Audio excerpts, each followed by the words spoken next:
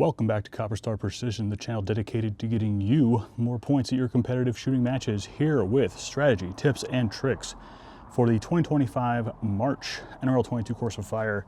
This one is a little interesting. Lots of mental games, not as easy as the last couple months that we've had. So if you want to make sure you have all the right strategy that's going to work for you for this match, make sure you're subscribed down below. And with that, let's get into stage one.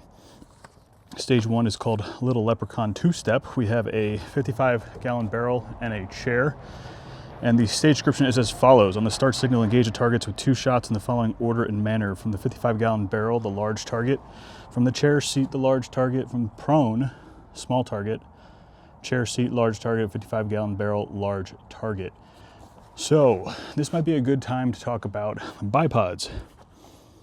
Bipod feet specifically. So on this AccuTac, I have these rubber feet, and they provide pretty good traction. You can still move, but it's not slipping all over the place. Whereas these spike feet on this SkyPod are very loosey-goosey on the 55-gallon drum. So you may want to think about if you have multiple bipods or if you have extra feet for your bipods, because you can get the rubber feet for this model and you can get spiked feet for this model. You might want to go with rubber feet on this one if you're going to use bipod and rear bag as 2 points of contact, which I think most people are going to opt to do. Generally speaking, I could offer a one bag solution for this, but because we have to go prone, we're probably going to want that bipod, and deploying it on the clock is going to waste time.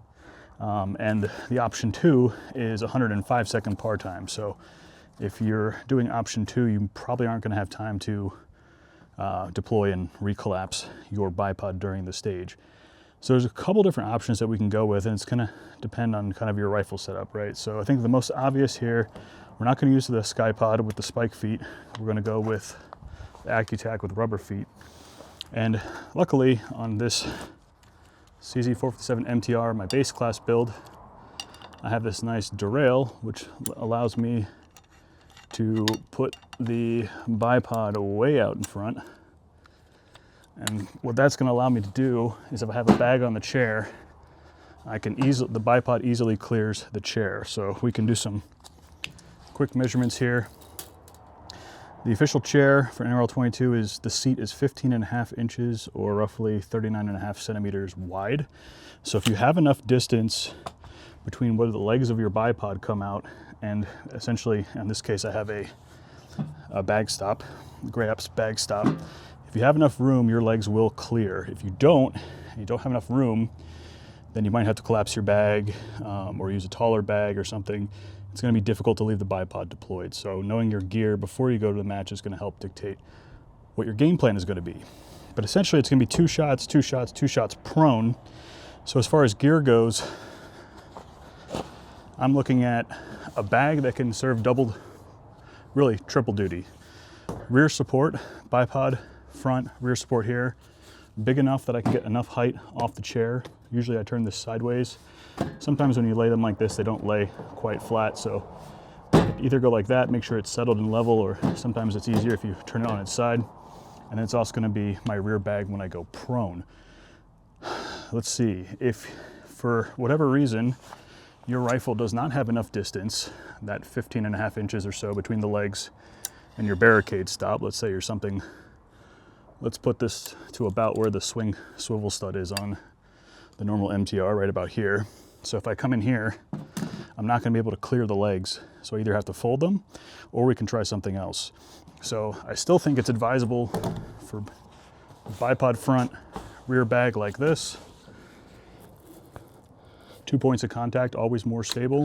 But when we get to the chair, if we have something like a pump pillow, we might be able to take advantage of simply putting the bipod legs on the chair and then assuming a kneeling position or bringing a pump pillow for rear support, you know, something like this, and engaging this way. This can be super stable. Again, those rubber feet help. You don't want spike feet on the chair either. It's very slippery. But I can just cuddle this bag and engage the targets that way. Then simply going to prone, I'm going to come over here, I'm going to grab this bag, use it as rear support, and take the 2 shots from prone on the smaller target. Luckily, there is only one target distance, so we're gonna dial and set parallax for that distance, and then we're gonna go to town. So hopefully that gives you some ideas. I'm probably gonna extend the bipod all the way out, use a bag, probably bring this for rear support, because my bipod can clear it, but for right now, maybe I'll just run it like this with a short distance between where my bag is gonna sit and the legs, and show you how you can run this stage if you don't want to collapse your bipod, because I think that's probably applicable to more people who don't have rifles with gigantically long forends. So let's see, I probably don't need this giant bag, so I'm gonna grab the little pump pillow and just drop it over here at the start of the stage.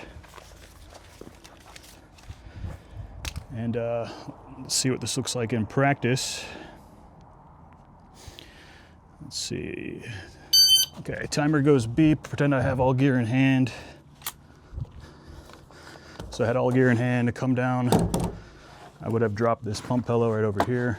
2 shots, large target. We're gonna get settled here.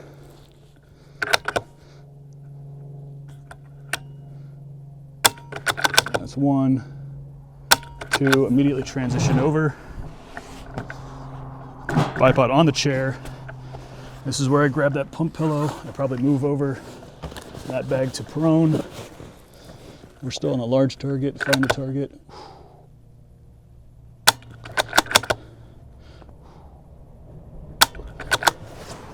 Transition to prone. Limit the movement right next to the chair. Get into a prone position.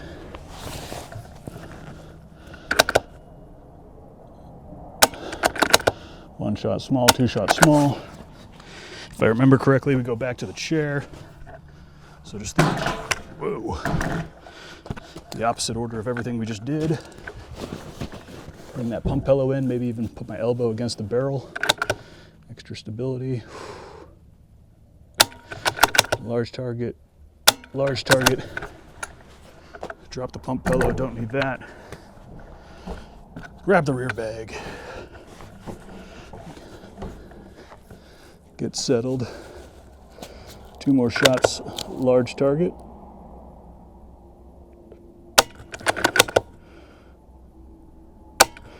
Just like that. So even with fumbling around, was able to make it work. Again, when I run this stage, I'm probably gonna have my bipod way the way out here. And then there's actually, the way the barrel has its orientation like this, there's actually a little bit of lip there. So I can actually kind of push into that a little bit. Gives me plenty of room. Having the wider contact point is actually a lot more stable. If the barrel would stop rocking. Yeah, that's rock solid right there. And then lift up, bag down, rifle down in the general direction of the target. I can either take a seated position here. I mean, the rifle is super stable on its own, so I don't need to impart much to get stable like this, or easily bring in the large pump pillow instead of the other pump pillow, just for some more rear support. Rock steady there, and then simply down to prone again for 2 shots, and then go back through the reverse order. So it all depends on what kind of bipod you have and how much fore-end real estate you have to attach your bipod. So just in case you need to know, 55-gallon barrel drum is about 34 inches, 87 centimeters long. So you're probably not going to have to worry about having too much length, unless you have like a ridiculously long fore-end and huge barrel and all that stuff. But you are going to need about, let's say, 16 inches of clearance between where your bag stop is, or where you intend to place the bag, and where your bipod legs extend out from, in order to keep the bipod deployed while you're on the chair position. So I brought some other gear in the back, not necessary, but you also think about maybe taking a kneeling position, using your elbow you know, into your knee, into your thigh, that kind of stuff. Get stable in the rear, but if you have the pump pillows in the back, you can add for extra stability. If it was a 105-second par time, you might want to forego some of the rear bags. It's a lot to manage on the clock, but hopefully that gave you some ideas of how to tackle this stage. Again, a one bag solution may not be appropriate here just because we do have to go prone. So you kind of want the bipod on there. And so it kind of limits your choices, but I think between those couple strategies, mix and match between the ideas I gave you, you'll find something that will work for you at the match.